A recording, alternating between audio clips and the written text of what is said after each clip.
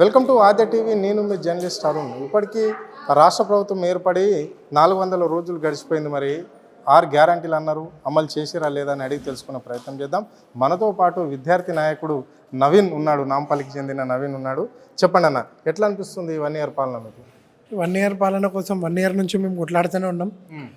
ఏదైతే ప్రజలకు హామీలు ఇచ్చి అలా గద్దెనెక్కిరో, తెలంగాణ రాష్ట్రంలో ప్రజలు మోసపోయారేమో కానీ ఇక్కడ చెప్పిన ముఖ్యమంత్రి మాటలు, రాహుల్ గాంధీ ఢిల్లీ నుంచి వచ్చిన సెలబ్రిటీలు అంతా చెప్పిన మాటలని ప్రజలు నమ్మి మోసపోయినారనమాట.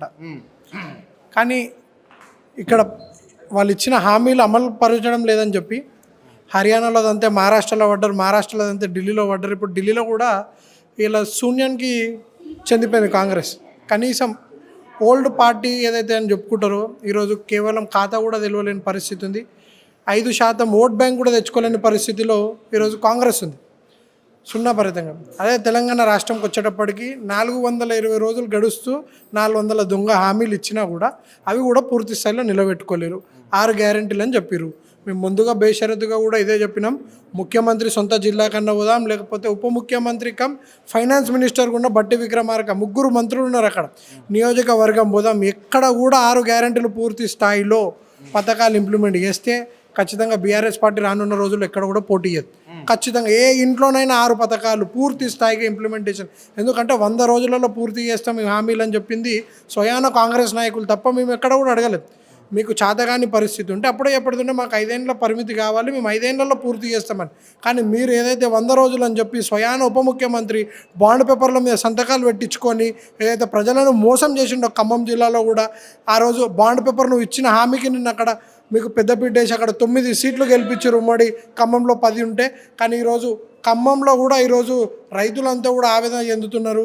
రైతు బంధు రాక, రైతు బీమా లేక, అలాగే పంట వండుతూ దానికి కనీస ధర లేక, అంటే మిర్చి కానివ్వండి, పత్తి కానివ్వండి, ఇంకా ఇతరత్ర ఏవైతే అక్కడ పంటలు వండుతో దానికి గిట్టుబాటు ధర రాక కూడా ప్రజలంతా రోడ్లపైకి రావడం చూస్తున్నాము. మంత్రులను ప్రతి ఒక్కరు వ్యతిరేకిస్తున్నారు. ఇప్పుడు గవర్నమెంట్ ఉద్యోగులకు కూడా అక్కడ జీతాలు రావడం లేదు, వాళ్ళు కూడా నిరసిస్తున్నారు. మొన్ననే మనం చూసిన మినిస్టర్ క్వార్టర్స్ని కూడా అక్కడ ఉన్న స్థానిక ఎవరైతే మన ఉద్యోగాలు చేసేటోళ్ళు ఉన్న గవర్నమెంట్ వాళ్ళు కూడా అందరూ అడ్డుకోవడం జరుగుతుంది.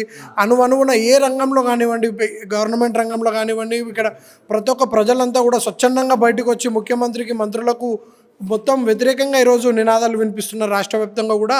ఎందుకంటే ఇప్పుడున్న పరిస్థితి వచ్చే 4 సంవత్సరాలలో కూడా వీళ్ళు ఇంప్లిమెంట్ చేసే పరిస్థితి లేదు. ఎందుకంటే ఎంతసేపు ముఖ్యమంత్రి చెప్తాడు ఈ రాష్ట్రంలో నిధులు లేవు అని అంటాడు, కానీ ఈ మునగాడు పోయి పక్క రాష్ట్రాలలో హామీ ఇస్తాడు.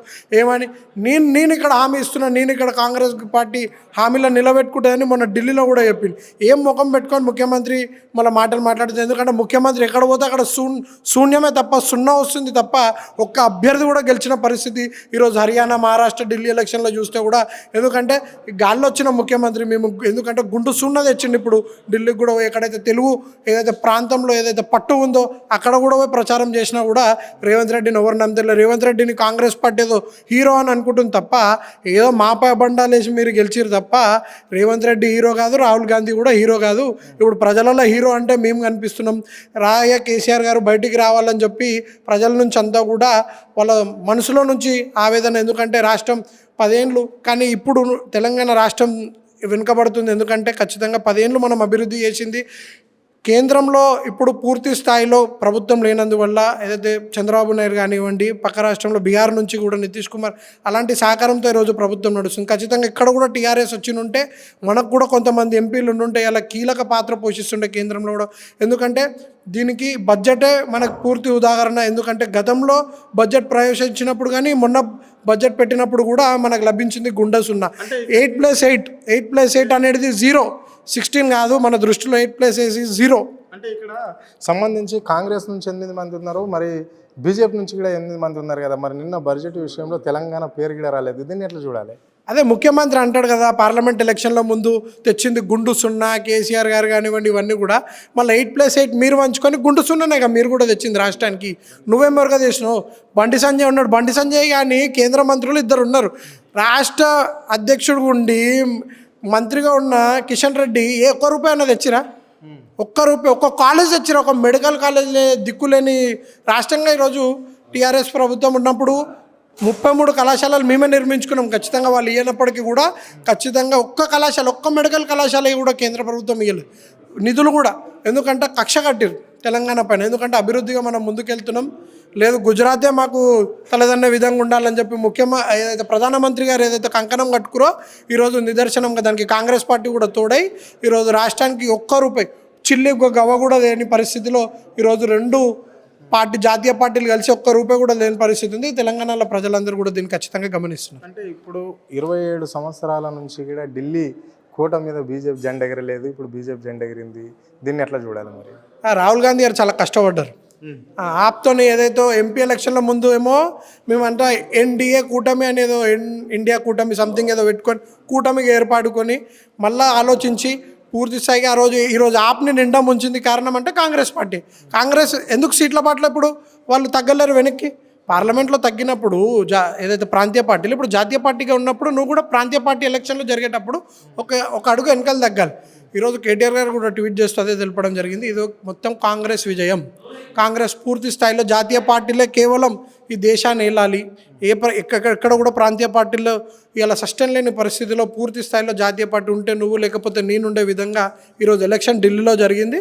దానికి పూర్తిగా మద్దతు తన భుజాలపైన మోసింది మాత్రం రాహుల్ గాంధీ. ఈరోజు బీజేపీ గెలుపుకి మాత్రం రాహుల్ గాంధీ కీలక పాత్ర పోషించింది.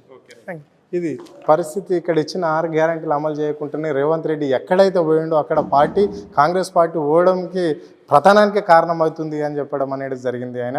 సో ఇప్పుడు ఢిల్లీ ఈరోజు రిజల్ట్ చూసినాం కదా, 27 సంవత్సరాల నుంచి కూడా బీజేపీకి పట్టులేని ఈ ఢిల్లీలో కూడా ఇప్పుడు రాహుల్ గాంధీ దగ్గరుండి గెలిపించిండు బీజేపీని అని చెప్పేసి ఆయన విమర్శలు చేయడం అనేది జరిగింది. కెమెరా పర్సన్ ప్రవీణ్తో అరుణ్, ఆదే టీవీ, హైదరాబాద్.